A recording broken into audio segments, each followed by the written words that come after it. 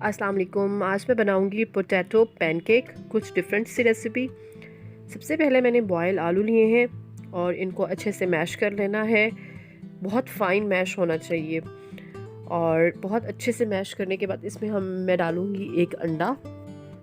उसके बाद इसमें शामिल करना है कॉर्नफ्लोर। कॉर्नफ्लोर 3 से 4 चम्मच मैं ऐड कर रही हूँ। अगर थोड़ा सा पतला आपको मिक्सचर लगे तो आप और भी कॉर्नफ्लोर ऐड कर सकते हैं। और इस तरह से इसका पेड़ा बनाना है। इतनी इसकी डो होनी चाहिए, जितना कॉर्नफ्लोर ज़रूरत है आप उतना ऐड करें। और इसमें मैंने पका हुआ कीमा रखा है और इस तरह से इसका पेड़ा बनाऊंगी मैं। पेड़ा आप ध्यान से देखिएगा। उसके बाद इसे बेलना नहीं है, हाथ से बड़ा करना है। हाथ से ही बड़ा करना है, बेलेंगे तो फट जाएगा। और ये बन चुका है। उसी तरह मैं बाकी तमाम बना के इसे तवे पे आपने फ्राई करना है। डीप फ्राई नहीं करना, तवे पे आपने इसे शैलो फ्राई करना है और अच्छा सा कलर आने पर आप इसे उतार लीजिए।